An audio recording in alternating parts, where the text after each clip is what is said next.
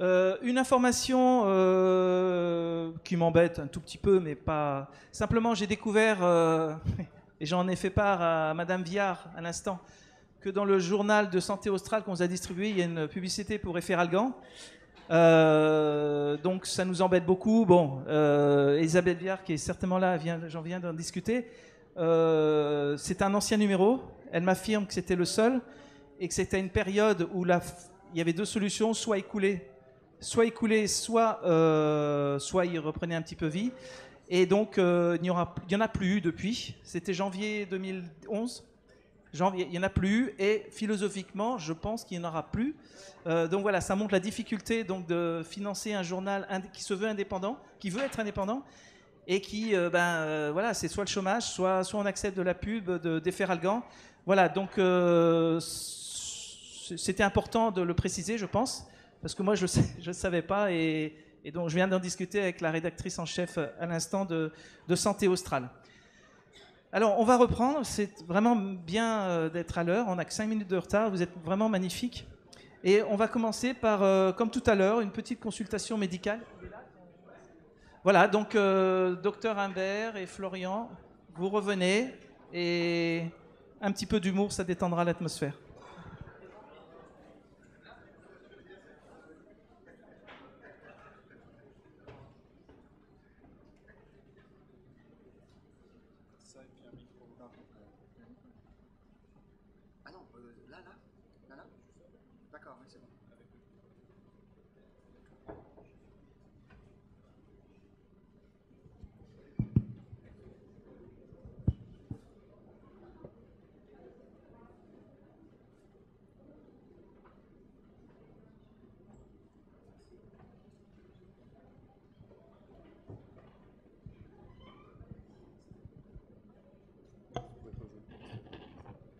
Ah non, il a besoin des pompes.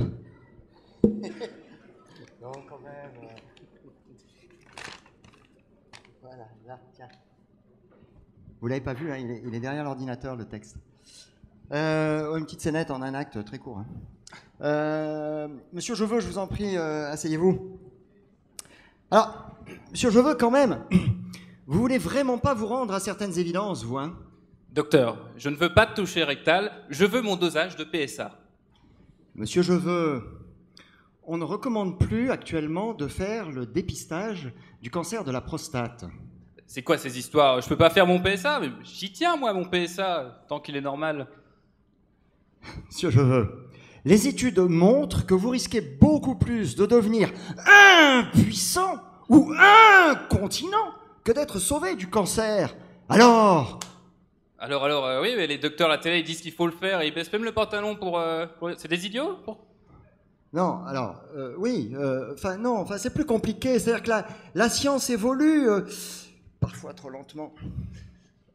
Bon, vous pouvez me faire un petit bilan sanguin, vu les impôts que je paye, vous pouvez au moins me faire ça. Non, attendez, ce que je vous propose, je vais vous échanger votre PSA contre un frottis du col de l'utérus. Tiens, non, vous pouvez même pas. Bon, alors qu'est-ce que je vais vous faire? Non, en cadeau, je vais vous donner des génériques pour votre hypertension, tiens. Quoi? Vous voulez me donner des médicaments fabriqués en Chine? Vous voulez m'assassiner? Non, monsieur, je veux... Calmez-vous. Moi, je veux avoir mon comprimé vert dans ma boîte jaune. Comprimé vert? Ouais, mais je vous ai jamais prescrit de choses pareilles. Mais si, les comprimés verts par tablette de 8, docteur. Attendez, non, je n'ai aucune prescription de ce style dans votre dossier médical. Par hasard, vous consulteriez d'autres confrères? Ah non, mais en fait, j'étais sur Internet. Vous savez, j'ai vu dans le magazine Médicaments Magazine, ils recommandent ces médicaments qui sont sortis aux États-Unis. Ça donne la pêche. Ouais, les pubs qu'on voit dans les abribus, là. Oui. Ouais, d'accord. Sachez, monsieur Jeveux, que la plupart de ces médicaments n'ont jamais, le plus souvent, d'efficacité démontrée. Par contre, ils ont probablement des effets indésirables qu'on ne maîtrise pas. Je vous en prie, stoppez-les. Mais par contre, remettez-vous au sport, par exemple. Au sport? Ah, mais si j'ai des médicaments qui peuvent faire ça à la place, pas besoin. Bon, sinon, mais j'irai voir votre remplaçant demain et je pourrai avoir son avis. Ouais, d'accord, c'est ça. Merci beaucoup.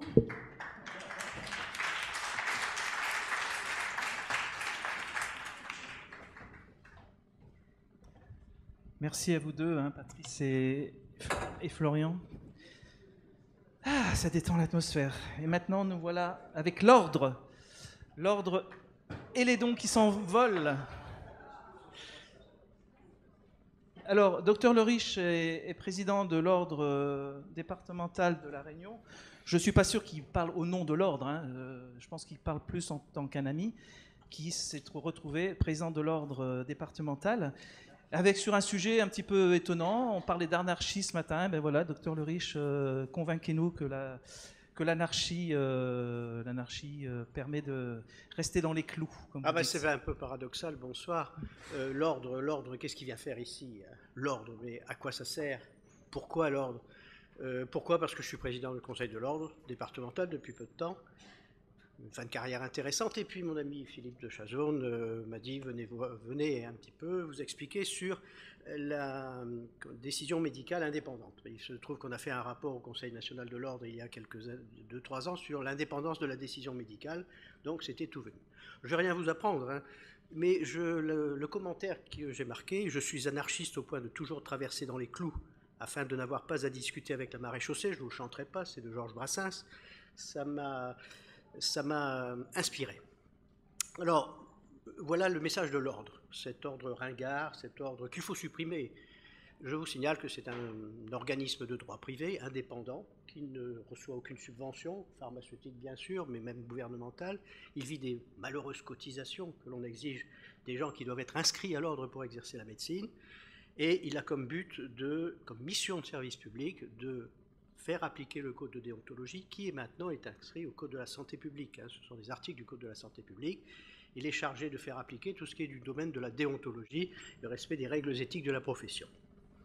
Alors, comment vivre une décision médicale indépendante dans un environnement normatif? C'est le Conseil national de l'ordre, c'est l'ordre des médecins qui s'adresse à vous. C'est pas Bertrand Leriche, là, c'est académique. Le médecin exerce aujourd'hui, et quel que soit son mode d'exercice, dans un environnement où le respect de la norme devient une expression de la qualité des soins. Nous sommes ainsi passés d'un système basé sur le savoir et sa transmission de médecin à médecin à un système qui ne se reconnaît qu'au travers de l'application d'indicateurs établissant les normes. On va en parler toute la journée. La porte est ainsi ouverte à l'intrusion d'autres indicateurs dans la relation médecin-malade justifiés par le code. Ces indicateurs élaborés par la loi, la réglementation, les sociétés savantes, les financeurs, les acteurs sociaux, créent un tissu qui maille l'environnement du médecin. Où se trouve donc dans cet espace le chemin de sa décision et de son indépendance? Tous les indicateurs, on le voit, ont un objectif commun, garantir la qualité des soins. Une contrainte commune, fonder les décisions sur la connaissance, le savoir. Une limite commune, optimiser les dépenses, c'est dans le code de déontologie. Une règle commune, l'équité dans l'accès aux soins. La première réflexion est qu'il appartient à la profession d'affirmer qu'elle est seule et compétente pour mettre en place les éléments de bonne pratique professionnelle, puisqu'elle enseigne, pratique, évalue et forme les médecins. Il n'appartient à personne d'autre d'accomplir ces missions. La seconde réflexion est que toute mise en place de processus de décision médicale et de charges diagnostiquées et thérapeutiques est de la responsabilité du corps professionnel, qui ne doit la déléguer à personne et qui doit revendiquer son savoir-faire et savoir-être. Le seul facteur conditionnant la prise de décision médicale reste bien le savoir médical et son application par un professionnel, dans l'intérêt seul de son interlocuteur, le patient. Il devient alors accessoire que la décision soit prise en seul ou en collégialité. Alors cette démonstration est contestable. Pour certains, elle a pour objectif de démontrer que la solution au maintien de l'indépendance de la décision n'est pas de contester l'existence d'indicateurs, mais de faire que ceux-ci soient directement dépendants du seul savoir scientifique médical et que la responsabilité des professionnels, les enseignants de discipline médicale et formateurs des experts, est de mettre à la disposition de tous les médecins des recommandations de bonne pratique établies par eux pour les médecins et garantissant la sécurité et la qualité des soins. Alors ça, c'est l'information officielle, c'est ce que nous avons réfléchi, mais vous l'avez tous dit aujourd'hui, donc je n'ai rien à dire de plus. Voilà. Et je voudrais commenter un petit peu l'ordre. L'ordre, c'est votre ordre. Je parle aux professionnels de santé qui ont un ordre. Ce n'est pas le conseil de l'ordre départemental de La Réunion, une bande de coquins, de copains, qui étouffent les affaires. Non, ce n'est pas ça. Du moins dans mon esprit, ça ne devrait pas être ça. C'est votre ordre. c'est votre ordre, et qu'il est chargé de maintenir la déontologie, de créer la déontologie au quotidien. Alors, l'anarchie. Pourquoi l'anarchie? Pourquoi Georges Brassens? L'anarchie, ça n'est pas le chaos, bien au contraire. L'anarchie, c'est la plus haute expression de l'ordre, disait Élisée Reclus. Alors, je ne suis pas fort en philosophie, et je demande pardon aux philosophes professionnels hein, de ce que je vais dire, parce que c'est peut-être un petit peu limité. L'anarchie, composée du préfixe « an », ça veut dire absence de hiérarchie. L'anarchiste, ce n'est pas celui qui est avec une bombe et qui détruit. C'est celui qui comment dire, l'anarchie, c'est la situation d'une société où il n'existe pas de chef, d'autorité unique, autrement dit, où chaque sujet ne peut prétendre à un pouvoir sur l'autre. L'anarchie, l'absence de hiérarchie. Eh bien, soyez anarchiste quand vous êtes médecin. Le médecin doit être anarchiste au sens étymologique du terme. Et la solution au maintien de son indépendance, c'est bien pour lui de faire en sorte que les indicateurs dont il dispose soient directement dépendants du seul savoir scientifique médical. Je marche dans les clous et soit opposable pour ne pas avoir à discuter avec la maréchaussée. Voilà, c'est un petit clin d'œil, c'est pour dire que l'ordre suit tout ce que vous avez dit aujourd'hui, les uns les autres. C'est bien la contestation, je crois qu'elle a été... C'est pas la contestation, c'est la vigilance. Et je crois que je m'exprime pas très bien au nom de l'ordre, mais en tant qu'ordinal convaincu hein, que c'est vous qui avez les clés de l'indépendance dans votre exercice de tous les jours. Voilà, je vous remercie.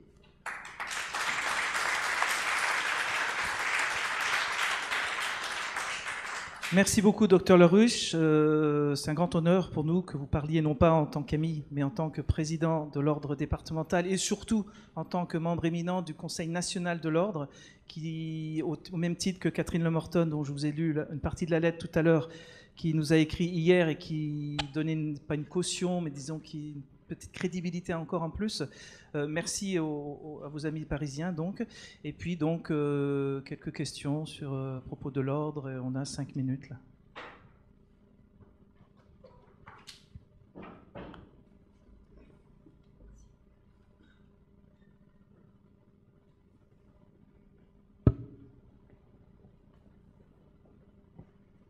Oui, bonjour. Donc, Joël Pellerin, médecin au port. Rebonjour. Tout repose sur le savoir médical et toute cette journée tourne beaucoup autour du savoir médical, puisque dès le départ, le savoir est souvent biaisé par l'industrie, puisque dans les universités, souvent, l'industrie pharmaceutique est là. Ensuite, le médecin de terrain, les EPU sont financés par les labos, etc. Donc, finalement, peu de médecins ont une information complète du savoir médical. Ils ont le savoir que donnent les laboratoires. Ils n'ont pas le dessous des cartes. Et je rejoins ce que disait la dame à côté de moi, là, sur l'éthique et sur le fait qu'on devrait toujours informer le patient et avoir son consentement éclairé. Mais combien de médecins peuvent le faire hein? Si, comme disait le docteur Bourgeon ce matin, tel hypocholestérolémiant fait baisser la mortalité cardiovasculaire, donc le cardiologue évidemment il prescrit ça, mais quel médecin va dire « Ah, le cardiologue a prescrit ça, mais savez-vous que la mortalité globale augmente avec ça ?» Combien de médecins le disent? Parce qu'ils ne le savent pas. Pareil pour les mammographies, là, la Sécu est très gentille, la HAS a dit que... c'était avant, je pense, mais mammographie systématique, on pourra en discuter, mais bénéfice plus que douteux, créer des cancers, possible. Finalement, si on dit ça au patient, qu'on lui laisse le choix, il va se renseigner, il va peut-être regarder sur Internet, il va regarder toutes les publications, on peut l'aider d'ailleurs à choisir, on peut lui donner des sites où il peut regarder. Évidemment, les objectifs de la Sécu ne seront pas respectés, mais on devrait faire ça. Donc c'est le problème de l'accès au savoir médical est un problème majeur parce que l'industrie n'en tient qu'un bout. Voilà. Alors, je vous répondrai tout à fait d'accord. L'un des points importants qu'il faut se poser, c'est le règlement éthique au quotidien du geste que je fais. Suis-je compétent pour faire ce que je fais? Ai-je la connaissance? Est-ce qu'il n'y a pas quelqu'un d'autre qui peut mieux le faire que moi si cette personne est accessible? Est-ce que c'est, est-ce que c'est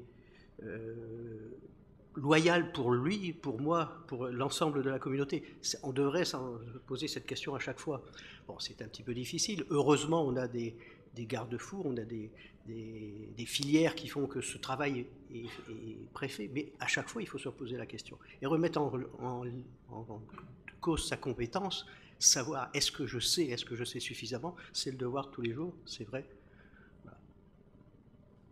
Mais par rapport à quoi et par rapport à quelle référence? Merci, docteur Le Riche. Autre question? Il n'y en a pas. Quel rôle joue l'ordre dans les formations organisées par l'industrie pharmaceutique? Parce qu'il me semble que normalement, toutes les formations organisées par l'industrie pharmaceutique doivent être déclarées à l'ordre.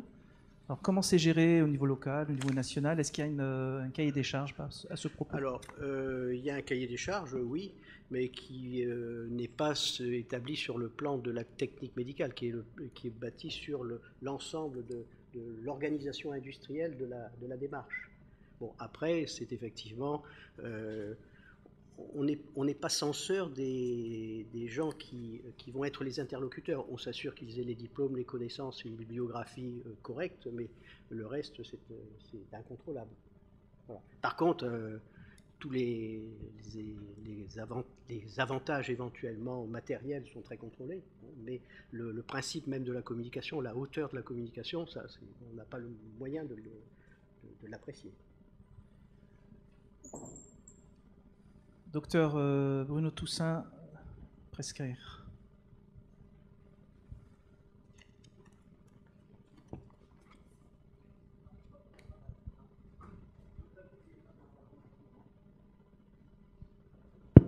Oui. Là, ça marche fort. Est-ce que l'ordre est autorisé à publier la liste et les montants, voilà, publier les montants reçus par tel ou tel organisme de formation ou tel médecin formateur de la part de l'industrie? Ah, je pense, oui. Et est-ce qu'il le fait? Ça doit être au Conseil national, je vous donnerai les indications. Ça doit être possible. Merci. Voilà. Bruno, peux-tu reformuler exactement ta question? Et cette question sera posée exactement dans ta formulation au Conseil national. Alors, je ne m'engage pas sur la réponse, mais je pense que c'est possible. Oui. Donc, et que ça va dans une démarche de qualité tout à fait acceptable. Voilà, parce que j'entends que les industriels qui financent une formation doivent en informer l'ordre des médecins. Ah oui. Et je comprends que le montant des rémunérations, des formateurs, etc., est connu de l'ordre des médecins. Affirmatif. Merci. Donc, est-ce que l'ordre est autorisé à publier ces données? Et si oui, le fait-il? Alors, autorisé, je ne peux pas le savoir, mais je peux militer pour. Je m'y engage, ça, je crois que ça c'est important. Est-ce qu'il le fait actuellement? Je n'en sais rien. Voilà. Mais je crois qu'il y a là... c'est le travail de l'ordre, indiscutablement, car s'il y a effectivement une connivence, c'est une faute de déontologie. Elle est comment dire, elle est d'organisme à organisme, elle n'est pas individuelle, mais c'est une faute de déontologie. Merci beaucoup. Bruno, est-ce que je voudrais, parce que ça c'est évidemment, alors c'est pas du tout téléphoné, hein.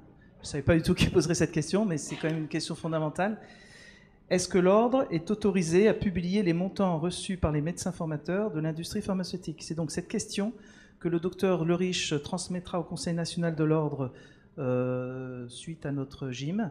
Et connaissant le docteur Le Riche, on aura une réponse qui sera peut-être pas, je ne sais pas, mais elle sera posée. Mais elle sera posée, ça je vous l'assure. Docteur Le Riche, grand merci. Vous faites partie des premiers à avoir soutenu ce séminaire au même titre que le professeur Arousseau et Madame Chantal de Singly. Merci à vous. Merci. Alors, on va parler maintenant un peu de formation continue et initiale, puisque ça a été abordé par un confrère interne tout à l'heure, enfin ce matin, avec donc l'intervention du docteur Antoine Debecco. Il est 16h45, c'était prévu à 16h45. Je m'excuse, j'ai 5 secondes de retard. Donc Antoine de Becco, je vous rappelle que c'est le président de la Société de formation des thérapeutiques généralistes. Il y a un petit peu de doc pour ceux que ça intéresserait. Sinon, ils ont un site, évidemment, Internet, où il y a tout dessus. Et donc, vous êtes ici depuis 2 jours, puisque vous avez formé donc, une trentaine de médecins sur l'insuffisance rénale chronique terminale. Voilà, je te laisse la parole. Merci Philippe, bonjour. D'abord, je vais relever ce que tu dis. Nous n'avons pas formé une trentaine de médecins, nous avons participé et réfléchi ensemble selon un schéma, une organisation de séminaires de formation avec une trentaine de médecins à ce qu'on pouvait essayer de savoir de façon documentée, si possible, sur l'insuffisance rénale chronique et en essayant de l'adapter aux réalités et aux problématiques spécifiques de la Réunion quand on en avait les moyens d'y répondre à cette spécificité. Un petit mot sur la société, sur la SFTG en tant que société scientifique ou société savante. Donc, il y en a quand même une ici ce soir, Monsieur Arousseau. Société scientifique qui fait d'une part de la recherche, qui fait d'autre part de la formation et qui essaye d'inspirer ses travaux à l'aune des sciences humaines et sociales et qui a des groupes de réflexion sur les sciences humaines et sociales. Nécessité de cette pluralité pour avoir une ouverture d'esprit, une ouverture de réflexion plus grande, parce que il nous a semblé à nous, depuis qu'on existe, que si on était resté simplement sur la seule connaissance du monde de la sacro-sainte médecine, on risquait d'oublier trop de choses et on a besoin d'autres éclairages. Et on l'a bien vu et on le voit bien dans ce colloque, dans ce débat, les éclairages des autres intervenants, c'est quelque chose d'extrêmement important pour nous pour comprendre un petit peu comment on peut essayer de réfléchir tous ensemble. Pas du tout pour faire les malins, mais pour dire ça fait longtemps que les questions qui sont posées ici, on essaye de les poser. C'est pour dire que malheureusement elles sont posées et puis qu'elles n'avancent pas. 1986, nous avons fait un colloque sur l'évaluation de la qualité des soins. Je ne vais pas tous vous les énumérer, hein. 1989, un colloque sur les états généraux de la formation médicale continue. 90, médecine générale et santé publique. Il faut bien qu'on réfléchisse, les médecins généralistes, avec les gens qui font de la santé publique. Si on reste dans notre petit monde, on n'avance pas. 1993, le pivot du système de santé, et on était resté avec un point d'interrogation. C'est qui? C'est le médecin, c'est les agences, c'est le patient. On n'a pas répondu, Dieu merci d'ailleurs. 1997, un colloque sur l'indépendance de l'expertise. On n'a pas répondu et on attend toujours de continuer d'avancer dans ces réflexions. 2003, on parlait tout à l'heure de la dénomination commune internationale, on a fait un colloque sur la DCI. Et puis, c'est resté aussi dans les difficultés de nos capacités à prescrire et dans ces enjeux qui sont derrière tout ça. Et puis, de nouveau, des états généraux de la formation médicale continue, construire une charte éthique de la formation médicale continue. Une charte éthique, c'était nécessaire d'y penser. 2007, information santé des patients. Donc voilà, continuons de nous poser des questions. Et puis 2012, et on refera une deuxième partie en 2013, on a participé à un travail, on fait un travail avec les médecins de santé publique de l'université de Paris 13, Bobigny, sur médicalisation, sur diagnostic, sur traitement. Donc on est aussi dans le cœur des débats qu'on a là, et on n'a pas fini de parler de ces questions, avec les grandes difficultés que ça entraînera. On n'a pas des réponses exactes. Notre confrère réanimateur, je ne le vois plus, il n'est peut-être plus là, mais oui, il a raison de nous interpeller en disant ne soyons pas trop radicaux, mais en même temps, qu'est-ce qu'on va faire et qu'est-ce qu'on va dire dans les années à venir à toutes ces patientes à qui on a dit allez faire des mammographies et à qui aujourd'hui on va dire surtout n'allez plus faire de mammographie, ou je vous ai fait faire des mammographies et on dit qu'il ne faut plus en faire. Quelle posture on va prendre, nous, professionnels de santé, tous les professionnels de santé qui sont là, et les patients qui sont ceux qui sont plus éclairés, comment ils vont parler à leur, je m'excuse pour le mot éclairé, à leur entourage, comment on va faire avec ces questions. Si on ne les débat pas, on va être extrêmement mal, tous pour avancer dans nos questionnements. Donc grande nécessité de cette journée, merci de l'avoir organisée. Sur la recherche, on travaille, nous, plus particulièrement sur la qualité, sur la sécurité des soins. Et il est indispensable de travailler sur la sécurité des soins, avec les provocations de Dominique Dupagne tout à l'heure. Mais si on va au-delà des provocations, il faut travailler sur la sécurité. Et puis sur l'équité, les questions actuellement qui sont posées sont celles aussi des inégalités sociales de santé. Il va falloir qu'on avance dessus. On balbutie en France sur ces questions-là. On espère qu'on va... il y a pas mal de gens qui commencent à travailler là-dessus. On espère qu'on va arriver à prendre en main ces réflexions pour ne pas transformer la question « il faut répondre aux inégalités sociales de santé » par une nouvelle inégalité qu'on placerait de façon, en miroir, de façon inverse. C'est difficile, mais c'est vraiment très intéressant.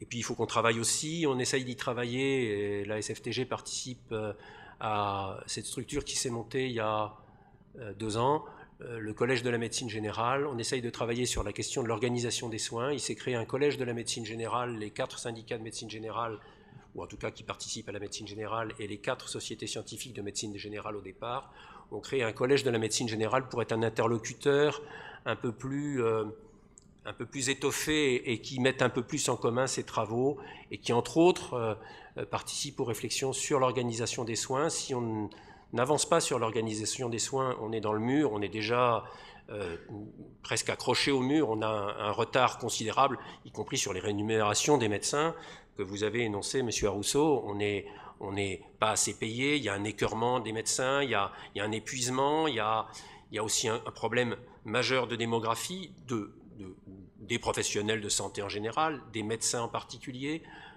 Les problèmes de répartition sur le territoire, vous devez le connaître de façon probablement encore plus aiguë que dans certains endroits de métropole. Donc si on ne réfléchit pas à ces questions-là, on va ne plus savoir répondre à nos missions et ce serait quand même assez dramatique. Formation initiale, formation continue. La formation initiale, elle est certainement parfois de qualité, parfois sous influence, difficile. En tout cas, la formation continue, elle doit prendre le relais d'une formation de qualité et essayer d'être indépendante, la moins dépendante possible, la plus réfléchie et la plus appuyée sur des éléments de connaissances validés. Il existe depuis un certain nombre d'années des séminaires de formation professionnelle conventionnelle qui ont pu être mis en place dans les organisations conventionnelles qui permettaient ce type de choses avec 8 jours de formation indemnisée par médecin par an, et il y en a pour les autres professions. Je ne connais pas bien pour les autres professions, je ne peux pas en parler.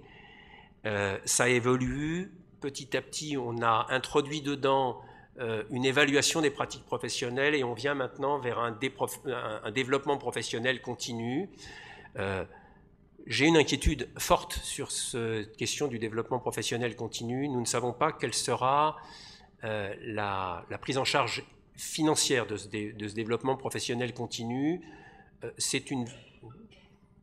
On commence à penser que quelque chose va se faire de façon pas trop inacceptable pour un certain temps.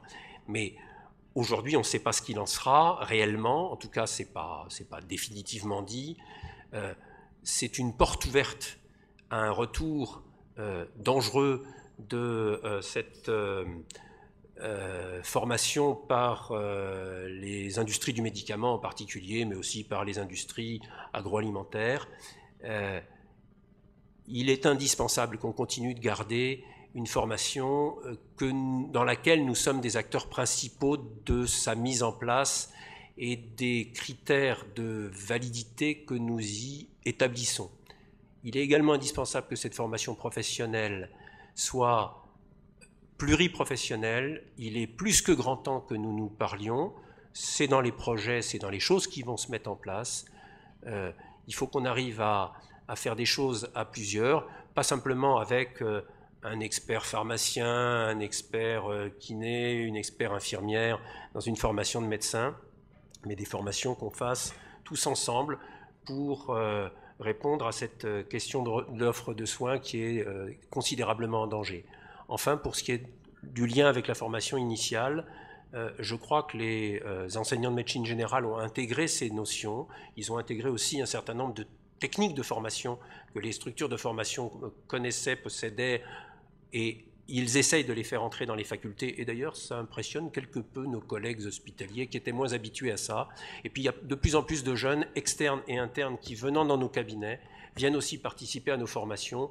Ils prennent le goût d'une formation indépendante, voient ce que c'est qu'un expert généraliste, car il y a des experts généralistes. La médecine générale, elle publie, elle écrit, elle est capable de le faire, elle essaye de le faire avec des vrais critères de qualité, et il est absolument indispensable qu'on garde cela. Merci.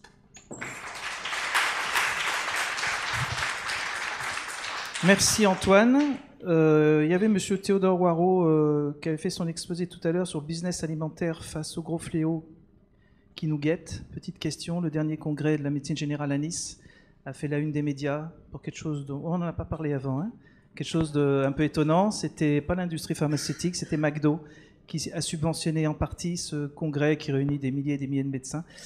Une réaction ? Une réaction.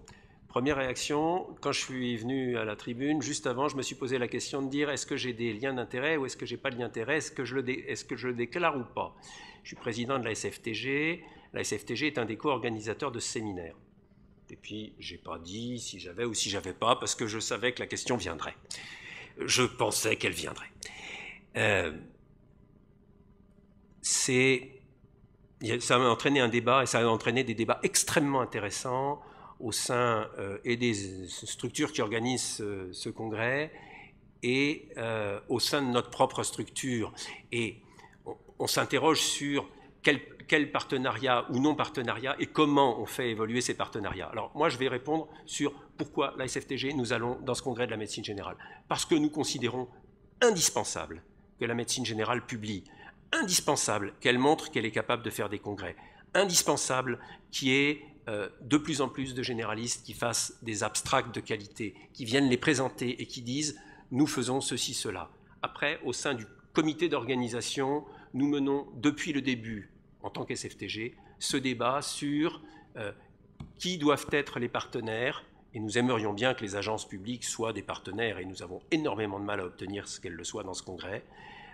Nous avons demandé en tant qu'SFTG depuis le début que les structures mettent de l'argent dans l'organisation de ce congrès pour qu'il soit indépendant, au curseur le plus élevé possible.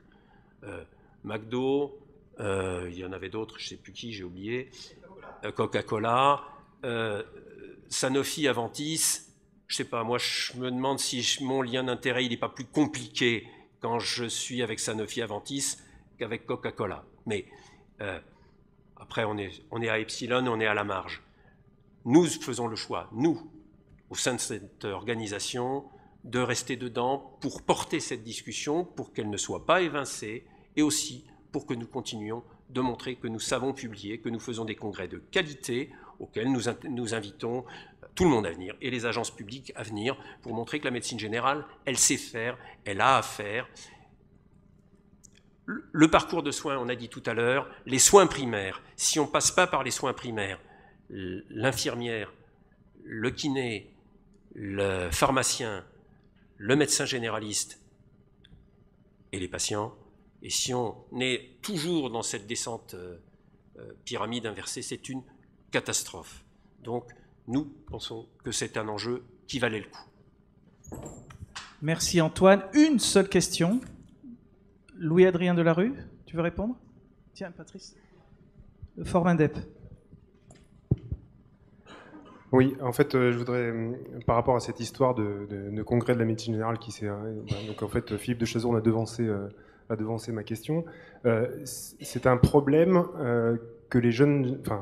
qui intéresse beaucoup les jeunes générations, puisque nous avons vu lors des rencontres du Forum Indep, nous avions invité, ils sont venus, ils sont venus d'eux-mêmes d'ailleurs, une jeune génération de médecins qui étaient vraiment scandalisés des partenariats que le Collège de la médecine générale avait institués avec l'industrie pharmaceutique, effectivement Coca-Cola, effectivement McDo, et puis à Caen Monsanto, à Caen Areva, etc., etc. On est d'accord qu'il faut publier, il faut faire des publications de qualité, mais est-ce qu'on fait des publications de qualité avec tous ces partenaires autour? Je ne suis pas sûr. Il faut quand même avoir toujours en tête que ces gens-là, cette industrie, elle se déplace pas comme ça, gratuitement. Elle sait qu'elle en attend un retour sur investissement. Donc moi, je suis beaucoup plus proche des positions de la revue Prescrire qui garde son indépendance et qui garde sa qualité plutôt que ça. Je ne suis pas sûr qu'on ne puisse pas faire de publication de qualité encore sans l'industrie, quoi. J'ai fait une thèse qui a été reconnue, voilà, où je n'ai pas eu besoin du tout de ces partenariats, etc.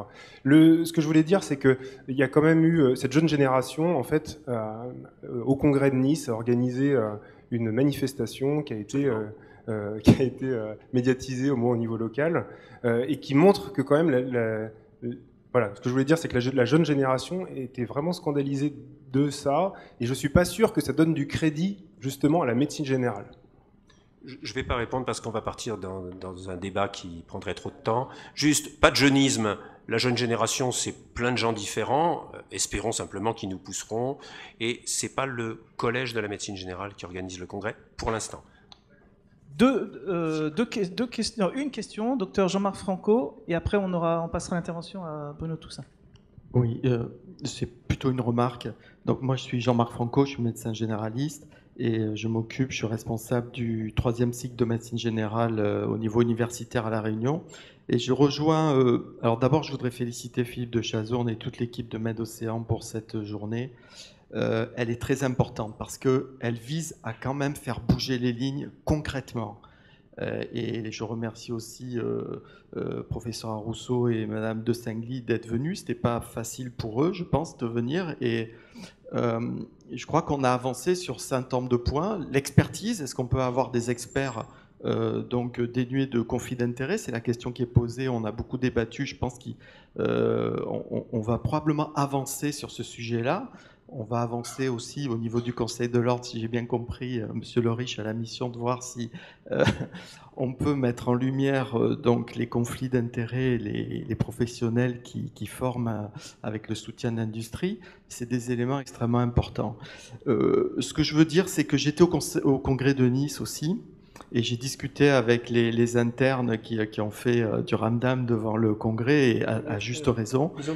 Et ça fait bouger les lignes, parce que j'ai discuté avec les responsables du Collège de médecine générale. Antoine, tu le sais. On a discuté avec le CNGE, le Collège national des généralistes enseignants, et il y a eu un dysfonctionnement en termes de choix des sponsors, et je pense que là, il y a des leçons qui vont être tirées. Les choses vont changer. Et je profite de dire qu'on met en place un congrès de médecine générale en 2013, indépendamment de l'industrie pharmaceutique, avec le soutien fort de l'URPS Médecins, qui met quand même 100 000 € sur la table, et le conseil régional qui nous met à disposition le site du MOCA. Ce que je veux dire là, simplement, c'est que ce type de journée, ça peut quand même faire bouger les lignes, et il y a une prise de conscience forte maintenant des professionnels. J'ai bien aimé aussi l'intervention de notre professeur de droit sur le citoyen, et le fait que le citoyen doit aussi être intégré, et il y a un regard de la société vis-à-vis des professionnels de santé, qu'ils soient médecins ou non médecins. On parle beaucoup de médecine, mais je crois que maintenant il faut parler de professionnels de santé. Et on a un devoir de transparence et de responsabilité, parce que notre décision, elle est regardée maintenant de plus en plus à la loupe. Et je crois que tous ces débats apportent beaucoup d'éléments nouveaux. Voilà. Merci, docteur Franco. Juste une précision, c'est que ce séminaire aujourd'hui est fait avec 0 €. Et on peut estimer que ce ne soit pas complètement scandaleux qu'un médecin paye pour aller dans un congrès. De toute façon, c'est déductible de ses impôts. Donc moi, je ne suis pas contre que les médecins de La Réunion aillent au congrès de la médecine générale, qui est très bien. Mais 100 000 €, à mon avis, il y a meilleur à faire. Ça, c'est autre chose. Donc, Bruno Toussaint, directeur de Prescrire.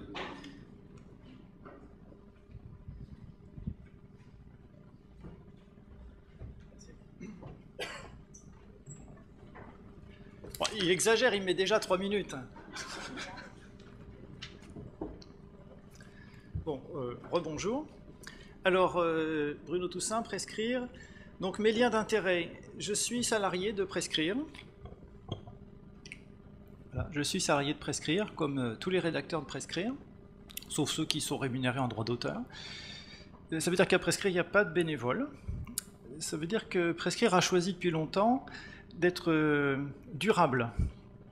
Alors pour ça, Prescrire a conçu il y a longtemps de s'émanciper de la subvention qui a permis la naissance de Prescrire il y a une trentaine d'années, à la fin des années 70. Prescrire paraît depuis janvier 1981, grâce à une subvention du ministère de la Santé de l'époque. Et puis l'équipe de l'époque, l'équipe inventrice, là, qui n'avait aucune fortune personnelle, s'est mis en tête de s'émanciper de cette tutelle, de cette subvention. Parce qu'il prévoyait bien qu'un jour ou l'autre, il y aurait un conflit d'intérêts entre ce que voulait faire Prescrire, disséminer une information indépendante, fiable, etc., et puis peut-être que ça allait contrarier les intérêts de tel ministre ou sous-ministre. Et donc, depuis le début des années 90, Prescrire est entièrement financé par les abonnés, dont certains sont avec nous, merci beaucoup. Et puis, c'est tout, il n'y a rien d'autre. Donc, Prescrire est dépendant de 35 000 abonnés. On trouve que c'est très bien à Prescrire. On trouve que si on était totalement indépendant, on serait dans notre bulle, sans lien avec personne, et on ne servirait à rien, et on serait drôlement seul dans notre bulle. Donc au contraire, Prescrire a beaucoup de liens d'intérêt, 35 000 liens d'intérêt. Par contre, effectivement, nous n'avons aucun lien d'intérêt avec les industries de santé, les firmes pharmaceutiques, ni les autorités publiques, ni les pouvoirs publics, donc il n'y a pas de subvention de rien du tout, ni des assureurs maladie, ni obligatoires, ni complémentaires, comme on a vu tout à l'heure. Et je pense que ça, c'est la moindre dépendance. Ça nous donne une certaine liberté de critiquer. Ça nous donne aussi la nécessité de ne pas trop déplaire aux abonnés. Alors il faut trouver l'équilibre entre rendre service aux abonnés qui continuent à payer pour recevoir le service rendu par Prescrire. Et ça explique aussi probablement que tout le monde n'est pas abonné à Prescrire, parce que ça ne convient pas à tout le monde, le service rendu ne convient pas à tout le monde. Alors, après ce petit préambule sur les liens d'intérêt, effectivement, on a entendu tout à l'heure qu'il y avait, si j'ai bien compris, pas de représentants de l'industrie pharmaceutique ou des firmes de santé parmi nous. Ça me paraissait probable, même si, comme a dit Philippe de Chazourne, c'était totalement ouvert. Alors Prescrire est tout à fait pour les firmes de santé, les firmes pharmaceutiques qui font bien leur travail. Et une fois par an, fin janvier, il y a l'événement qui s'appelle la pilule d'or, qui est inventé par Prescrire, financé par Prescrire, où Prescrire récompense, quand il y a lieu, les firmes pharmaceutiques qui, à notre avis, ont particulièrement bien travaillé. Parce que c'est important pour la société qu'il y ait des firmes pharmaceutiques qui travaillent bien, qui fabriquent de bons médicaments, de bonne qualité, bien conditionnés, pour leur bon usage et qui rendent de grands services. Et ça, c'est très important. Le médicament, c'est le produit de santé le mieux encadré. C'est le produit de santé où on a le plus de garanties de qualité par rapport aux dispositifs médicaux et par rapport aux compléments alimentaires, etc. C'est le meilleur, simplement c'est loin d'être parfait, et c'est pour ça que Prescrire exerce son esprit critique pour que ça continue à avancer. Alors, puisque nous n'avons pas de représentants de l'industrie pharmaceutique, je vous propose pendant quelques instants d'imaginer que vous êtes un dirigeant de firme pharmaceutique. C'est un exercice, c'est une fiction, on est d'accord. Hein. Mais pourquoi pas ? La firme pharmaceutique, elle est dans un environnement concurrentiel, dans une économie libérale. Il y a des actionnaires à rémunérer, il y a des salaires à verser, il y a des parts de marché à conquérir ou à conserver. Alors il faut utiliser toutes les ficelles du métier. Et puisque une firme pharmaceutique fabrique des médicaments, il faut faire valoir son médicament. Alors les ficelles du métier, c'est d'abord de convaincre des spécialistes, des experts de la qualité du médicament, de l'intérêt du médicament, puis si possible du nouveau médicament. Parce qu'on attend beaucoup de progrès, et tout nouveau, tout beau, hein, il y a des adages comme ça. Donc pour ça, il faut approcher des experts de telle ou telle maladie, telle ou telle famille de médicaments. Alors il y en a bien sûr qu'on va corrompre, tout simplement. Il y en a beaucoup qu'on va approcher gentiment et à qui on va proposer des satisfactions de participer à la recherche, à la réflexion, au comité de pilotage, au comité de suivi, au brainstorming de ceci ou cela. C'est valorisant, on vient chercher leur avis, c'est chouette. Puis alors, comme ils ont travaillé, on va les inviter au congrès Et alors ils seront contents de rencontrer d'autres spécialistes dont ils ont vu le nom dans le journal. Puis d'ailleurs on va leur proposer d'avoir eux aussi leur nom dans le journal parce on va leur proposer d'être associés à la publication de tel ou tel essai dans telle ou telle revue plus ou moins prestigieuse et si possible beaucoup prestigieuse. Même s'ils n'ont pas beaucoup aidé, mais enfin on ne va pas les mettre en premier, allez, mais on va les mettre dans les signataires et quand même dans le New England Journal de quelque chose, c'est flatteur. Puis on va donc les inviter au congrès, etc. Et puis ils vont être médiatisés. Avec un peu de chance, ils vont venir aussi un jour sur un plateau de télévision pour parler du nouveau médicament, etc. Alors à partir de là, c'est très efficace, parce que bien sûr, autour du spécialiste qui est allé au congrès, etc., qui a signé et tout, il y a d'autres spécialistes moins reconnus, mais enfin qui connaissent quand même et qui se réfèrent à l'avis de celui-là. Et puis de proche en proche, il va y avoir de plus en plus de médecins, en l'occurrence, parce que là on est dans le médicament, et c'est par les médecins que ça passe, par le prescripteur. Il va y avoir de plus en plus de médecins qui sont sous influence de ces leaders d'opinion, ou qui ne sont plus en situation de discuter ou d'aller contre l'opinion générale majoritaire dans le milieu. Alors ensuite, il faut, quand on est industriel du médicament, on a intérêt aussi, bien sûr, à faire croire aux patients que le nouveau médicament, comme l'a dit le professeur Tartampion, est vraiment très intéressant. Il est très intéressant parce qu'il y a tout un problème de santé avec telle ou telle maladie, par exemple le déficit motivationnel, comme on a vu ce matin, qui est sous-diagnostiqué, qui est beaucoup plus fréquent qu'on ne croit. C'est tout un problème, c'est très embêtant. Et bon, il paraît qu'il y a un nouveau médicament. Alors on va inviter les journalistes, évidemment, de bonne foi, pour la plupart, comme d'habitude, comme tout le monde, à communiquer sur le problème, la maladie et la solution qui arrive. Tout ça, c'est licite, hein, on est bien d'accord. Tout ça, c'est parfaitement autorisé. Bien. Et puis, il va falloir influencer aussi les pouvoirs publics pour prendre les bonnes décisions. Alors, comment les influencer ? Il faut faire voir, encore une fois, tout ce qui est résolu par ce nouveau médicament, qui, évidemment, doit être autorisé. Alors, il faudrait que les agences ne traînent pas trop, parce que quand même, il faut que tout le monde ait accès à ce nouveau médicament innovant qui résout plein de problèmes de santé. Et puis, il faudra, bien sûr, obtenir un prix important pour ce médicament. Donc, faire valoir vraiment l'intérêt de ce médicament. Tous azimuts, c'est logique, et tout ça est légal, tout ça est réglementaire. Alors, on arrête la fiction. Ce que je voulais vous faire voir, c'est que les industries du médicament ont beaucoup d'influence sur l'ensemble des autres acteurs du domaine du médicament, de la santé, et c'est la règle du jeu actuelle. Mais la règle du jeu, elle peut changer. Ça n'a pas toujours été comme ça. Il y a 40 ans, les firmes pharmaceutiques étaient beaucoup moins puissantes qu'aujourd'hui. Mais petit à petit, les pouvoirs publics ont sous-traité de plus en plus de choses aux firmes pharmaceutiques. En premier, la recherche, ce qui amène les firmes pharmaceutiques à avoir plein de liens d'intérêt avec plein d'experts qui sont eux-mêmes sous influence, et je viens de vous tracer le tableau. Beaucoup de professionnels de santé ont trouvé que c'était cher d'aller au congrès, que c'était cher de s'abonner à une revue, que c'était cher de ceci, cela, et la firme pharmaceutique apporte les sous. C'est super, voilà, et on va garder notre indépendance parce que les petits cadeaux n'ont pas d'influence, etc. Bien. Donc les firmes pharmaceutiques, ce n'est pas un grand complot, c'est simplement le résultat des règles du jeu actuelles dans notre société. France, Europe, c'est planétaire bien entendu. Ce sont des firmes multinationales et à quelques nuances près, c'est le même problème partout. Alors en pratique, qu'est-ce qu'on peut faire ? Des tas de choses, je vais tâcher d'être bref, il ne m'a pas encore dit 3 minutes, mais ça ne va pas tarder. 1 minute ? Non, d'une pipe. Alors, question pratique pour soi-même, qu'après on pourra décliner pour d'autres. Pour qui travaille-t-on ? Pour qui travaille-t-on ? Parce que les soins, c'est du travail. On dit professionnel de santé, c'est un travail. Pour qui travaille-t-on ? Est-ce qu'on travaille pour être au micro, devant tout le monde ? Il y en a qui aiment bien. Est-ce qu'on travaille pour sa gloriole, voilà, pour se faire plaisir ? Est-ce qu'on travaille pour telle ou telle firme de santé ? Est-ce qu'on travaille pour les économies de la Sécu ? Est-ce qu'on travaille pour celui qui tient les comptes du centre hospitalier ? Pour qui travaille-t-on ? À prescrire, on pense que tout va mieux quand on se pose la question et qu'on se répond que le soignant est d'abord au service des patients, du patient qu'on a avec soi, en face, à côté, ça dépend. Pour qui travaille-t-on ? Et quand on travaille pour le patient, ça va mieux.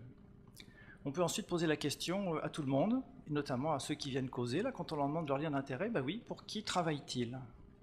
Pour qui travaille-t-il ? Est-ce qu'ils travaillent pour la firme pharmaceutique qui les invite au congrès, ou est-ce qu'ils travaillent pour la haute autorité de santé au sein de la commission de la transparence pour donner un avis objectif, impartial sur tel ou tel nouvel médicament? Pour qui travaille-t-on? Pour qui travaille chacun?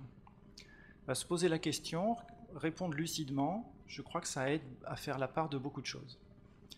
Et bien sûr, la proposition de prescrire, c'est que les professionnels de santé travaillent d'abord pour les patients. Et les patients le méritent, bien sûr. C'est la raison d'être des professionnels de santé. Et les patients le méritent. Et je crois que tous les professionnels qui ont bien mis en avant, en priorité, le service rendu aux patients, ils s'en trouvent bien. De même que tous ceux qui se sont dit, mais finalement, la visite médicale, il paraît que c'est pas bon, si j'arrête, s'ils arrêtent, ils vont mieux après. Ils vont mieux. Donc, choisissez les patients, choisissez le service rendu aux patients, mettez-vous du côté des patients. Je crois que beaucoup de choses iront mieux. Ce sera long, ce sera parfois difficile, mais c'est la seule solution à notre avis. Merci beaucoup Bruno. On va enchaîner directement avec Philippe Faucras, tout simplement parce que le professeur Aroussou a son avion tout à l'heure et que le professeur Aroussou a accepté de remettre le prix de thèse à notre lauréat, donc il faut absolument qu'il soit là. Donc Philippe Faucras, au nom du Forum Indep, et qui va peut-être nous parler du Sunshine Act à la française. Peut-être, si vous êtes sage.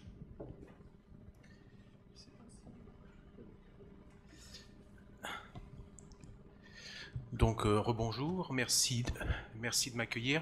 Donc j'avais un diaporama mais je vais faire sans. Je suis Philippe Faucras, donc médecin généraliste en activité et je déclare donc mon absence de lien d'intérêt avec l'industrie pharmaceutique. Et donc je suis le fondateur du Forum Indep, ce qui est une association qui regroupe des professionnels de santé et des usagers pour défendre une formation et une information médicale indépendante.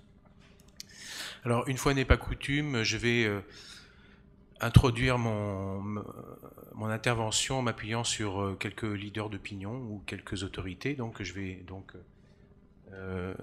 vais vous citer ça. La première citation vient du comité de santé ou de la commission santé de la Chambre des communes britannique qui, en 2005, a fait un rapport sur l'influence de l'industrie pharmaceutique, donc je vous traduis, normalement c'est en anglais, et donc je fais cette brève citation. L'influence de l'industrie pharmaceutique est hors de tout contrôle.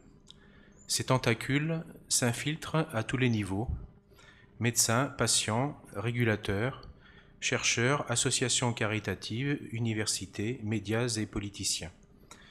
Ces multinationales planifient, sponsorisent, orchestrent, et contrôle les publications sur tous les essais de médicaments. Donc voilà cette première citation donc de législateurs britanniques à l'issue de ce rapport-là. Maintenant, je vais citer monsieur Christian Vigourou, qui est conseiller d'État et qui est président de la commission de déontologie et d'expertise de la Haute Autorité de Santé. Donc, il s'exprimait dans le cadre des rencontres de la HAS en décembre 2009 en disant ça.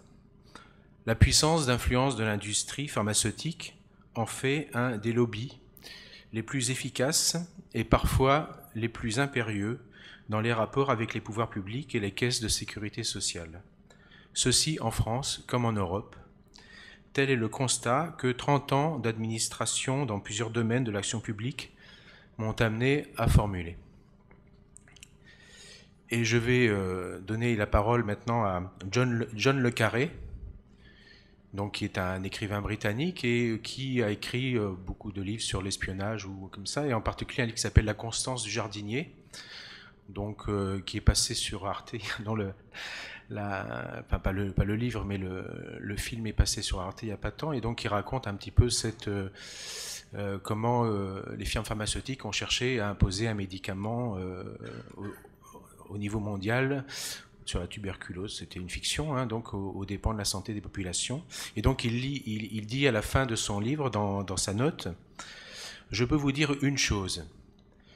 À mesure que j'avançais dans mon périple à travers la jungle pharmaceutique, je me suis rendu compte que, au regard de la réalité, mon histoire est aussi anodine qu'une carte postale de vacances.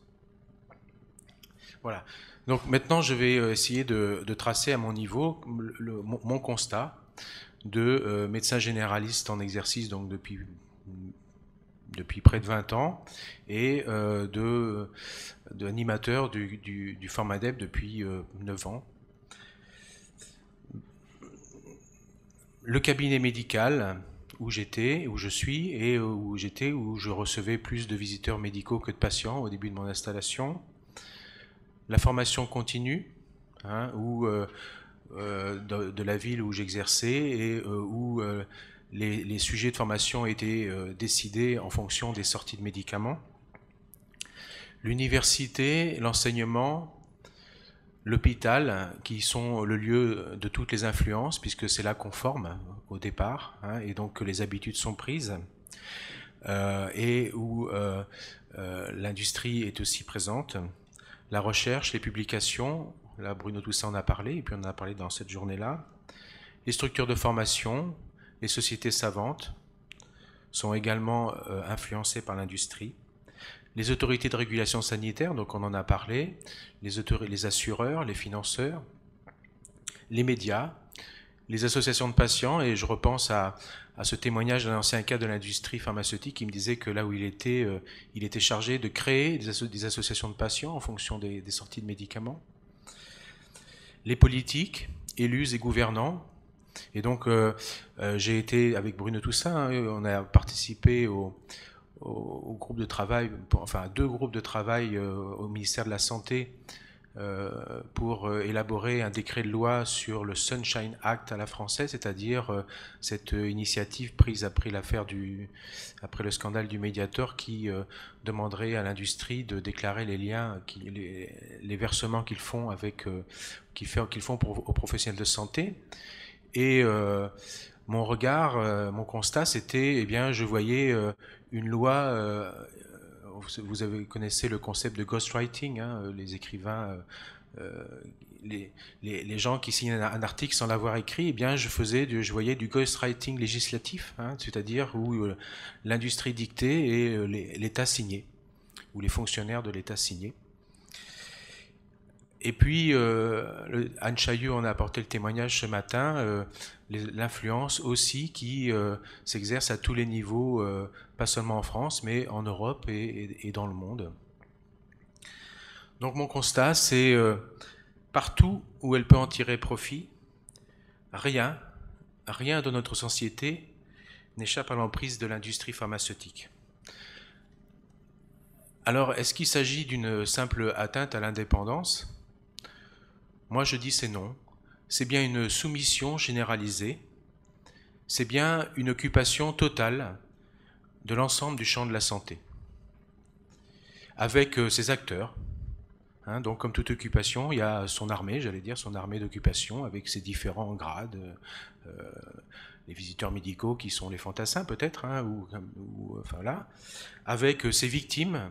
Et malheureusement, c'est là. Hein, alors on parle du Mediator, mais avant, il y avait le Vioxx, avant, et puis après. Voilà, avec ses collaborateurs, ses complices, hein, conscients ou inconscients, délibérés ou pas délibérés, mais des gens qui participent activement, souvent de bonne foi, parfois moins de bonne foi, et puis peut-être aussi ses résistants. Alors, quels sont y a-t-il en fait des raisons et des bonnes raisons de résister ? J'en dirai 4 rapidement. La première raison, pour moi, c'est la dignité et l'honneur. Enfin, j'allais dire, vous n'êtes pas chez vous, chez moi. Hein, on avait vu avec le Mediator comment les rapports, les commissions d'enquête ont mis en évidence comment l'industrie pharmaceutique était au sens propre chez elle à l'AFSAPS. Hein. Eh bien, chez moi, c'est chez moi, et chez moi, c'est l'intérêt des patients, et c'est pas d'autres intérêts qui s'exercent, et c'est cette notion de dignité. Une notion éthique, hein, je pense que je ne vais pas m'étendre là-dessus parce qu'on en a beaucoup parlé dans cette journée. Avec, ça fait partie de la déontologie, hein, c'est le code de déontologie. Une raison peut-être professionnelle aussi, Pour qui et pourquoi fait-on de la médecine? Moi, comme j'imagine la plupart la quasi-totalité des médecins, j'étais là pour faire du bien aux patients. Et je m'aperçois que de plus en plus, la médecine que je peux faire, elle peut faire du mal. Hein, il y a des gens qui ont conceptualisé ça, qui appellent ça le pharmagédon, mais est-ce qu'on n'est pas en train de trahir notre souhait? Est-ce qu'on n'est pas en train de trahir la société en faisant peut-être des fois plus de mal que de bien alors qu'on pense faire du bien? Et puis enfin, les objectifs de santé publique, évidemment, puisque on est devant un véritable facteur de risque sanitaire, hein, comme l'alcool au volant, comme le lavage des mains avant d'opérer, en termes de sécurité sanitaire et en termes de coûts, évidemment. Alors pour conclure, quels enjeux il y a à cette résistance? Le premier enjeu, c'est l'enjeu sanitaire, évidemment, hein, donc je l'ai dit, qualité des soins, coût des soins, hein, on l'a dit dans cette journée, il y a des soins moins nombreux peuvent être moins chers et de meilleure qualité, en se protégeant de ces influences. Un enjeu à mon avis aussi démocratique, hein, résister que ce ne soit pas des intérêts privés qui fassent les lois. Voilà, c'est pas très compliqué, mais il y a quelque chose qui se joue vraiment peut-être de la démocratie sanitaire et de la prise de pouvoir ou de la reprise de pouvoir des citoyens. Hein, avec les patients sont victimes, mais peuvent être aussi acteurs. Et donc là aussi, on peut prendre sa place là-dessus. Et enfin, peut-être à travers ça aussi un choix de société où l'intérêt général continuerait à primer sur les intérêts privés et catégoriels. Merci.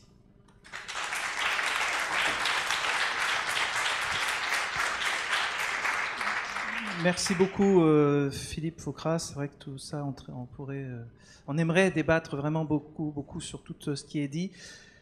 Vous savez, on n'est pas très nombreux dans cet amphithéâtre, mais on est regardé sur Internet. Et j'ai sur Agnès Vitry, ouais, tu peux te préparer. Et j'ai entre les mains une question d'un internaute qui est je ne sais pas où dans le monde, qui nous écoute puisque nous sommes en direct, je vous rappelle, et que derrière ce tableau, vous avez 3 personnes qui se relaient à traduire en anglais, et ça sera dès demain ou après-demain en différé la totalité, avant qu'on essaye de faire un 52 minutes de l'ensemble de la journée. Cette question, c'est visiblement le congrès de Nice a fait un petit peu le buzz. Bon, il n'y a pas 50 000 internautes qui nous regardent, de toute façon c'est bloqué à 50, le faisceau, on avait droit à 50 en même temps. Mais il y en a au moins 8, 9, 10 en même temps, là. Voilà. Je ne demanderai pas de réponse. Et je m'en excuse pour l'internaute parce que ça va entrer dans des débats et qu'on est vraiment très juste. Si on a un petit peu le temps après, on le fera. À quoi sert un congrès de médecine générale en termes de santé publique? À quoi sert un congrès de médecine générale en termes de santé publique? Je pense que ça prendrait trop de temps, mais peut-être une petite réponse, Antoine, ou avec le micro. En restant calme, Antoine. Ce n'est pas des attaques personnelles. À quoi sert un congrès de médecine générale en matière de santé publique? Donc il n'y a pas d'attaque, il y a une réponse à réfléchir à l'organisation des soins. Oui, mais sauf que... C'était pas dans la question, j'ai pas répondu à cette partie qui n'était pas dans la question qu'il m'a posée lui. Oui, en particulier des soins primaires, j'imagine, c'est ta pensée. Tiens, après, Patrice, une réponse de Bruno Toussaint, puis après on essaye de voir ce qui se passe dans l'autre monde, dans le monde anglo-saxon. Bruno Toussaint, presque. Je ne voulais pas chercher à répondre, je voulais dire quelque chose suite à l'intervention de Philippe Faucras. Je peux? Merci. Je voulais juste préciser, puisque j'étais effectivement avec Philippe au ministère, là, il a dit... écrivain fantôme, l'industrie dicte et les fonctionnaires prennent note. C'est le fonctionnement que nous avons constaté. Attention, dans cette réunion, il y avait manifestement des fonctionnaires qui n'étaient pas d'accord avec ce processus et qui ont en tête que ce n'est pas une bonne chose. Mais ce sont des personnes qui, manifestement, font tourner la machine, respectent la procédure et le règlement et l'autorité. Et comme l'autorité, manifestement, avait dit que ça se passerait comme ça s'est passé comme ça.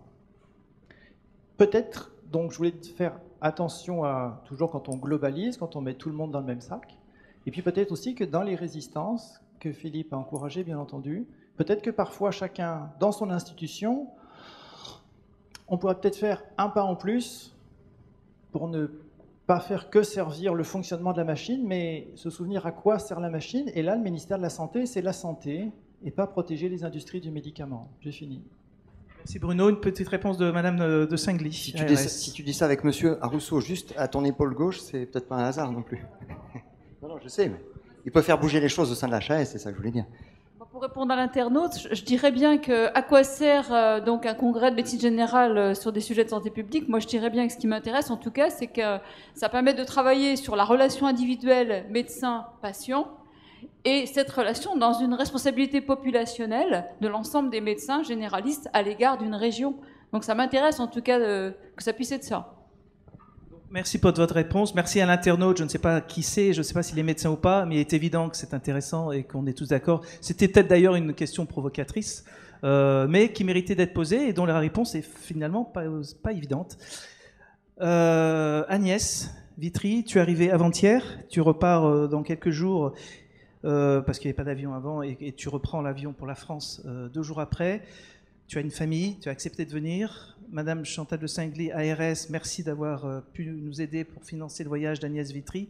Tu es donc pharmacienne à Adélaïde, qui s'occupe, universitaire en plus, qui s'occupe beaucoup du médicament. Et ce qui nous intéresse, nous, aujourd'hui, on a beaucoup parlé de la France. On ne connaît pas trop ce qui se passe en Australie, puis d'une façon générale, dans les pays anglo-saxons en termes de prescription médicamenteuse. Je vais commencer peut-être avant la déclaration des conflits d'intérêts. Une tradition en Australie, c'est de reconnaître les aborigènes qui ont habité avant les envahisseurs blancs. Et ici, comme il n'y a pas d'aborigènes qui ont été tués par les envahisseurs blancs, je voudrais remercier mes hôtes et Philippe de Jazourne en particulier de m'avoir fait profiter de cette occasion pour rencontrer beaucoup de gens ici, et Bertrand aussi qui a consacré 3 jours de ses journées à me véhiculer un peu partout, et je leur en suis vraiment très reconnaissable. Et donc c'est un PowerPoint que j'ai fini hier à minuit parce que j'ai pas eu le temps avant, et que je voudrais modifier maintenant avec tout ce que j'ai appris aujourd'hui sur la dynamique française. Mais bon, je vais commencer par mes conflits d'intérêts. Enfin, disons que je suis un peu comme Bruno, les conflits d'intérêts, c'est surtout des liens. Et tout est cohérent. Je travaille actuellement à l'université. Les contrats de recherche, c'est le gouvernement qui les finance. Je travaille aussi, les 6 derniers mois, j'ai travaillé pour le PBSC, c'est la commission de transparence. Et donc, je veux dire, je suis tenue au secret professionnel. Je suis pas tenue à l'impossibilité de critiquer le PBSC, mais c'est quand même une possibilité. Peut-être que je vais me déplacer devant.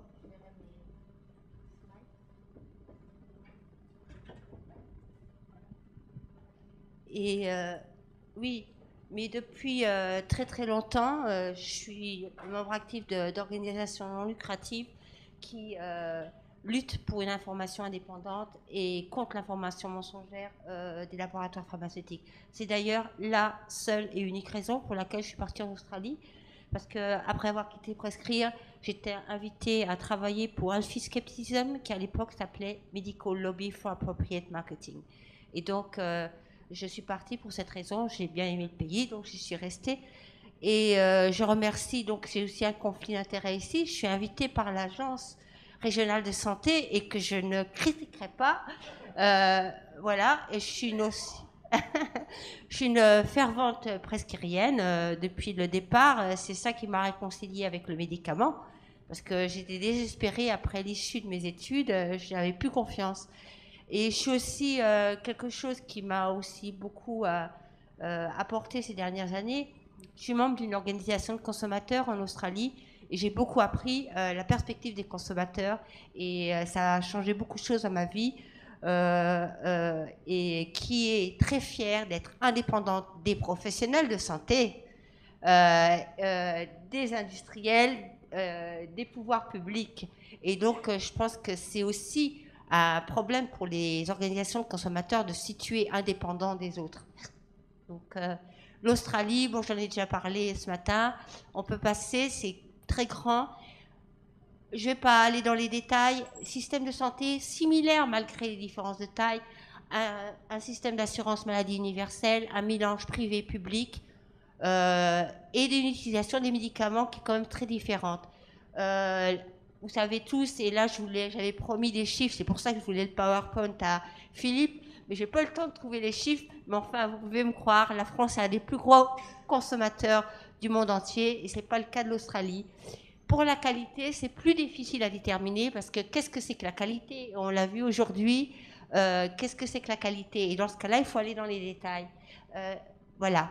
C'était juste une petite étude que j'ai faite il y a 2 ans et pour essayer de voir l'évolution, l'introduction de nouveaux médicaments. Et là, c'était juste un secteur dans lequel je suis particulièrement intéressée parce que j'ai pris de la thérapie endocrine pendant 5 ans. Et je voulais savoir, par exemple, le tamoxifène qui est là en mauve, et ensuite au-dessus, là, le grenat, le jaune, et ça représente les inhibiteurs de l'aromatase, la pénétration des nouveaux médicaments par pays. Et là, bon, ben là, c'était clair, la France est championne, hein, je veux dire. Et la différence, ça représente peut-être pas grand-chose sur le graphique, mais 20%, ça représente des millions d'euros.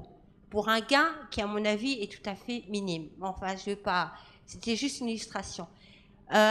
Juste mon schéma, je reprends, je suis de prescrire, et c'est aussi où retrouver les influences, et je trouvais que ces schémas d'analyse aident à permettre de comprendre beaucoup de choses pour comprendre le monde, comment il marche. Les pouvoirs publics, l'industrie pharmaceutique, les professionnels de santé, les consommateurs. La prochaine... Voilà, ça j'en ai aussi parlé ce matin. Il y a une politique générale du médicament. Quand elle est articulée sur papier et que les gens dans les différents ministères connaissent, et pas seulement le ministère de la Santé, ça aide. Et donc ça c'est très important. La mise sur le marché sur le médicament, on en a aussi parlé, c'est international. Il n'y a pas de différence Australie-France. C'est la même possibilité en 2012, c'est surprenant, de pouvoir toujours commercialiser de nouveaux médicaments qui sont moins bons et plus toxiques que les précédents. C'est vraiment, enfin, je veux dire, les patients sauraient ça, c'est un scandale, quoi. Et il y a des spécificités françaises, médicaments français. Ça, c'est une spécificité française dans la mesure où c'est un médicament qui avait été retiré du marché partout ailleurs. La gestion des conflits d'intérêts peut être différente d'une administration à l'autre, plus ou moins transparente, mais en gros, la mise sur le marché, il n'y a pas beaucoup de différence. La politique de remboursement des médicaments, je la juge, et là, c'est pareil, c'est un jugement plus rigoureux en Australie. Pourquoi? Ma norme, mon standard de qualité, c'est prescrire. Donc là, j'ai comparé PBSI, la commission de transparence, avec les notations prescrire sur les 3 ans 2008-2010. On a une très bonne conformité. Ce qui pose des questions en économie de la santé, parce que le PBSI utilise des critères coût-efficacité pour rembourser les médicaments. Et on est arrivé aux mêmes conclusions que prescrire.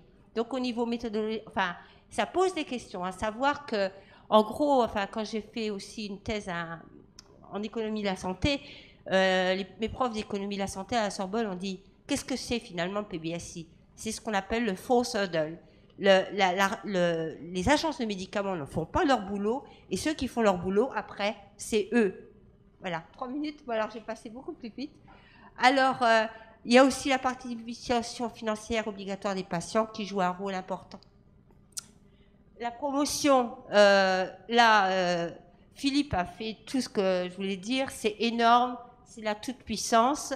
Et moi, je pense à la fin du compte, il y a un ensemble de facteurs qui permettent d'expliquer les différences d'utilisation des médicaments. Mais en gros, ce qui se passe en France, l'industrie pharmaceutique est puissante.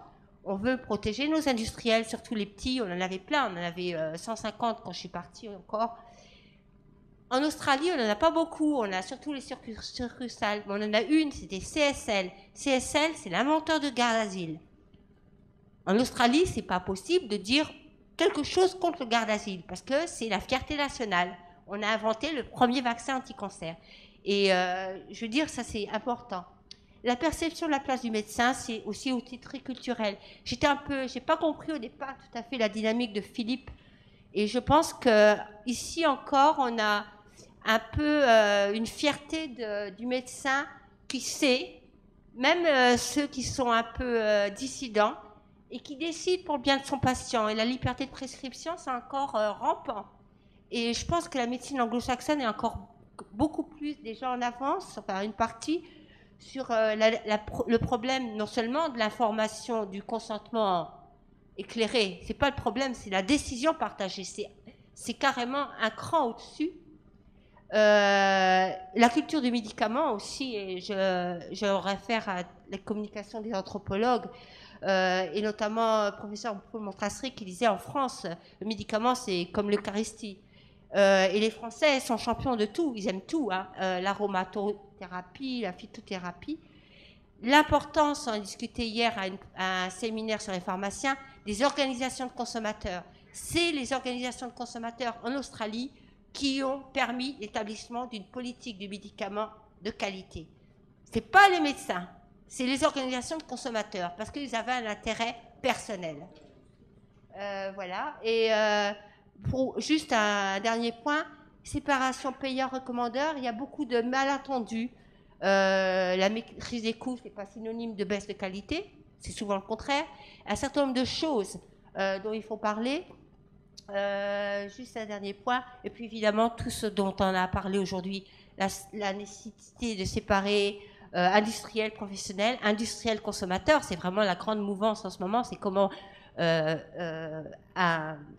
avoir des associations de consommateurs qui soient pro-industriels. Les pouvoirs publics, c'est très difficile, parce que là, c'est pas forcément de l'argent, c'est mon ami, c'est la puissance au niveau interplanétaire. La dernière peut-être. Oui, et bon, je voudrais saluer tous les gens ici comme Philippe.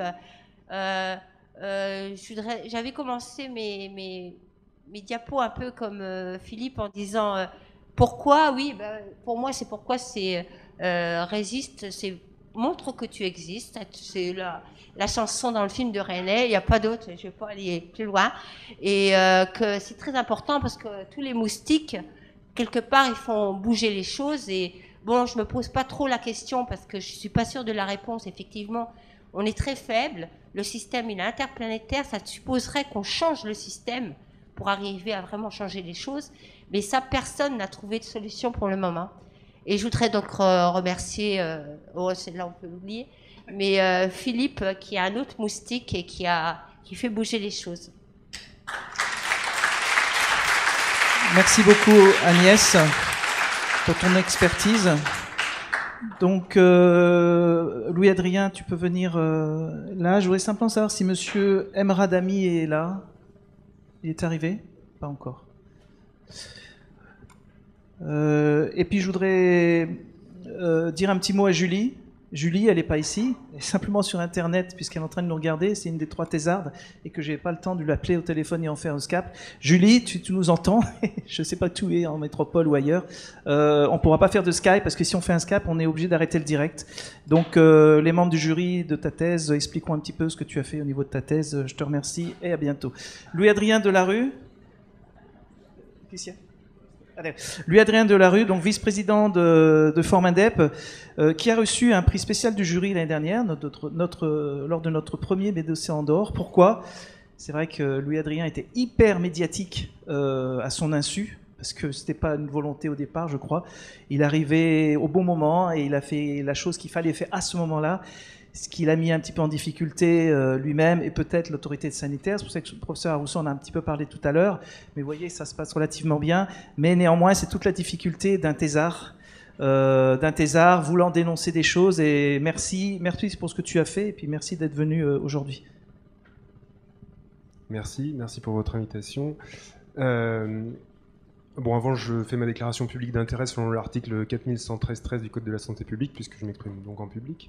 Donc, je n'ai aucun lien d'intérêt avec les industriels depuis ma 2e année d'internat de médecine, où ça s'est très mal passé avec un visiteur médical qui a même qui avait même fait pression pour en parler au chef de service en disant que j'avais été honteux avec mes propos à son égard. Donc je suis membre du bureau du Forum Indep depuis cette année, et membre du conseil d'administration depuis l'an dernier.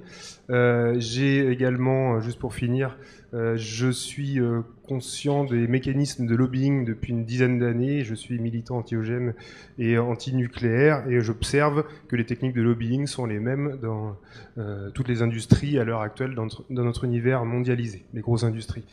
Alors, donc je lisais la revue Prescrire depuis le milieu de mes études de médecine, et puis j'ai appris la naissance du Forum Indep via Prescrire également, et donc je me posais beaucoup de questions depuis un certain temps, et j'avais décidé en 2007, je crois, de préparer une thèse, donc en cohérence avec mon cursus, à savoir m'extraire au maximum des liens d'intérêt avec l'industrie pharmaceutique. Et puis donc effectivement pour ma propre probité, je ne voulais pas prêter serment à ce que j'appelle le serment d'Hippocrate. Et donc l'objet de ma thèse, qui avait été, que j'avais élaboré avec mon directeur de thèse, était les recommandations professionnelles élaborées par nos autorités sanitaires sont-elles sous influence industrielle? Alors je précise qu'aujourd'hui je ne vais pas du tout ostraciser la Haute Autorité de Santé, c'est pas le but. Je vais parler des réactions en fait universitaires suite à cette thèse sensible en fait. Alors juste la diapo d'avant et encore d'avant je crois. Ouais non après alors pardon. Alors juste c'est pour finir donc alors c'est juste celle d'avant. Voilà. Juste quand même que je présente ma thèse, j'avais en fait voulu démontrer que, alors c'était avant l'histoire du Mediator, Prescrire en parlait depuis un moment, le Forum Indep également, mais j'avais envie que ce soit acté au niveau universitaire, puisque donc il y a des résistances extraordinaires à la faculté pour essayer de s'extraire de l'industrie pharmaceutique, comme notre étudiant l'a rappelé, notre confrère l'a rappelé tout à l'heure, et on se posait déjà un certain nombre de questions, notamment avec la lecture de la revue Prescrire.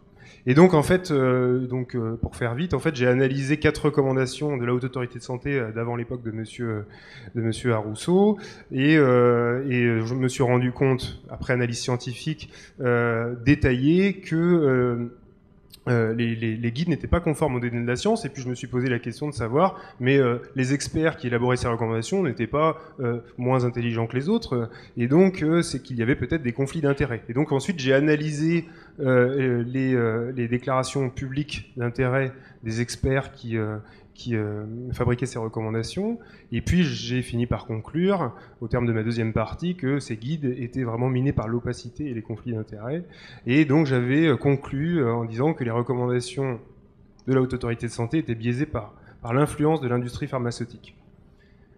Donc ces recommandations, c'était celles d'avant Mediator, je précise. Alors, c'est vrai que quand j'ai présenté ma soutenance, j'étais pas du tout à l'aise à l'oral, parce que c'est vrai que j'étais face à mon jury et que j'avais assez peur des réactions, dans la mesure où j'avais entendu déjà beaucoup de choses et on se sentait effectivement ostracisé pour le coup pendant nos études, et on est des ayatollahs. Je me souviens même un jour où j'avais bouffé avec des copains que quelqu'un a ouvert mon sac à dos, je ne sais pourquoi, on a tiré la revue Prescrire devant tout le monde et a dit « même toi tu lis la revue Prescrire ». Alors pourquoi voilà, la soutenance de la science, eh bien en fait donc après mon discours liminaire, donc j'ai été soumis à l'interprétation de mes maîtres, et j'ai été vraiment atterré par le niveau scientifique du débat, je ne sais pas si on peut dire débat, puisqu'en fait il n'y a pas eu d'analyse de fond, mais vraiment pas, et j'en veux pour preuve que donc j'estime que c'était des attaques sur la forme essentiellement, et puisqu'on m'a fait un procès, d'abord on m'a fait un procès en jeunisme, puisque la première des choses qu'on m'a dit d'abord c'est « qui es-tu pour juger ?» Voilà, ça c'est une phrase littérale, hein, je ne l'invente pas.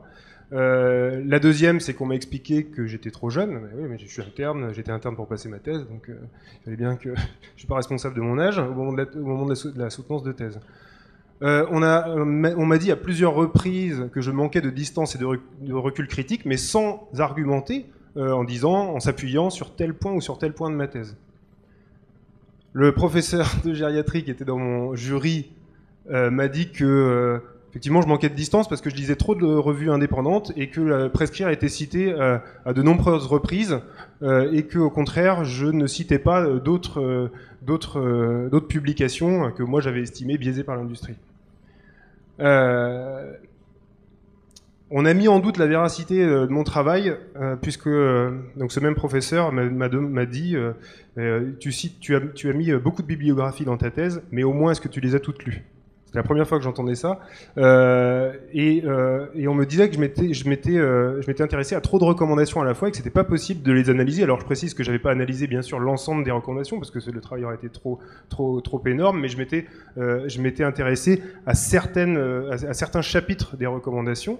Et puis donc j'avais essayé pour blinder mon sujet, de mettre les références que j'avais lues et pour pas qu'on me dise que c'était une argumentation, que c'était des propos d'opinion, quoi.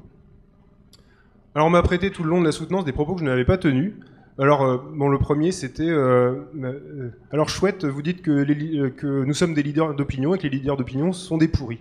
Alors bien sûr, je n'ai jamais dit ça dans ma thèse, j'avais même mis en préambule, en avant-propos de ma thèse, que c'était pas une histoire de personne, mais que je cherchais à démontrer qu'une institution en particulier avait certains écueils, et que c'était pas du tout une mise en cause des personnes. Simplement, j'avais analysé les déclarations publiques, les déclarations publiques d'intérêt. Je les ai simplement analysées, quoi, je les ai répertoriées, etc.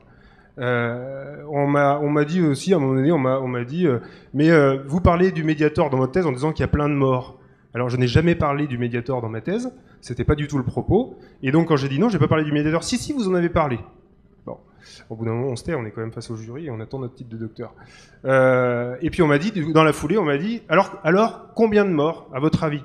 Je sais pas, 500, je cherchais quand même à répondre, je me souvenais plus trop, 500, 800. Ah, vous faites monter les enchères?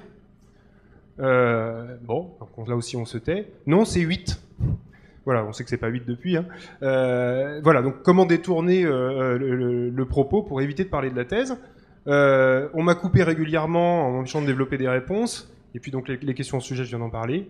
Et puis on a déclaré à plusieurs reprises que ma thèse était potentiellement diffamatoire, puisque pour analyser les déclarations publiques d'intérêt, c'est vrai que j'avais mis les noms des experts dans ma thèse. Et puis au final, voilà ce qui est sorti. Pour obtenir mon titre de docteur en médecine, on a conditionné donc l'obtention de ce titre au fait de noircir les noms d'experts qui étaient cités dans ma thèse. Et donc on m'a dit que j'aurais pas mon titre de docteur tant que j'aurais pas retravaillé ma thèse en noircissant tous les noms qui étaient cités dans ma thèse. Alors ça a été assez douloureux parce que vraiment le soir, j'ai pas fait la fête comme on peut faire la fête d'habitude après une thèse, et que dès le surlendemain, j'étais obligé de retravailler ça, et puis j'ai mal vécu le fait de retourner une semaine après à la faculté pour rendre mes nouvelles copies de thèse. Alors voilà, l'après-thèse qui nous intéresse. Donc les réactions ont été à hauteur de la médiatisation, effectivement, à laquelle je ne m'attendais pas du tout. La thèse a circulé que j'avais mis en ligne au début pour des forums, voilà, de médecins généralistes. Rapidement, en fait, elle a fait une sorte de buzz internet, si bien qu'il y a l'agence de presse médicale, qui est un peu l'équivalent de l'agence France Presse dans le milieu médical, a publié un article qui a été envoyé à tous les directeurs d'hôpitaux et les responsables d'unités hospitalières. Dès le lendemain, je reçois un mail de la presse. Alors effectivement, l'article de l'APM citait ma thèse, et c'est vrai que j'avais mis ma thèse en ligne. J'étais vexé, j'avais mis ma thèse sans les noms noircis. Ma présidente de jury, dès le lendemain, contacte le journaliste d'agence presse médicale qui m'appelle, qui me dit alors comment on fait, etc. Voilà, moi je suis prêt à continuer, etc. Elle appelle le doyen. Et elle envoie un mail assez ravageur encore le surlendemain, que vous verrez après. Et puis j'ai appris par la suite qu'il y avait des sociétés savantes, les médecins que je citais dans ma thèse appartenaient à certaines sociétés savantes qui se sont agités un petit peu dans l'ombre et qui ont demandé mais qui était l'Olibrius qui faisait cette thèse. Voilà, là j'ai cité le mail d'un responsable enseignant, il faut à la suite de ma thèse, qui a dit déranger, d'accord, mais attention de ne pas bousculer. Voilà.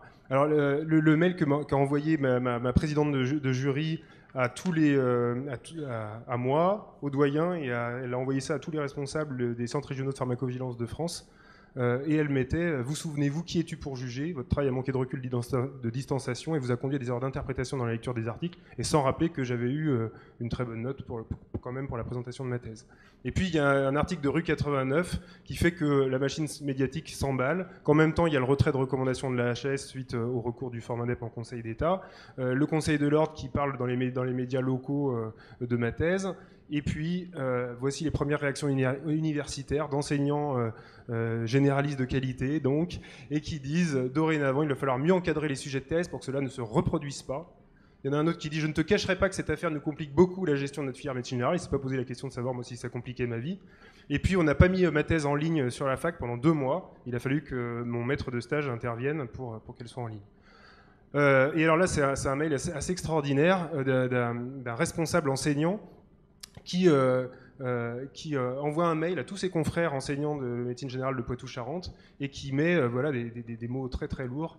Donc je les ai mis en rouge. Porter un jugement sur des confrères en citant leur nom, violation du code de déontologie, diffamation. Faites attention à ce que vos thésards respectent dorénavant l'anonymat. Soyez vigilants car la thèse incriminée a posé bien des problèmes. Voilà. Ensuite, pour finir, donc ma thèse, le verbatim de la soutenance, puisqu'il y avait quelqu'un qui filmait dans la salle, a été publié sur le site atoute.org de Dominique Dupagne. Et puis on a toujours les mêmes réactions. Dorénavant, je serai très prudent sur ce que je dirai. Alors ça, c'est un des membres du jury de ma thèse, et qui disait dorénavant, je serai très prudent sur ce que je dirai, de peur d'être enregistré sans être prévenu et qu'ensuite mes propos ne soient jetés à la vindicte populaire. C'est simplement de la transparence.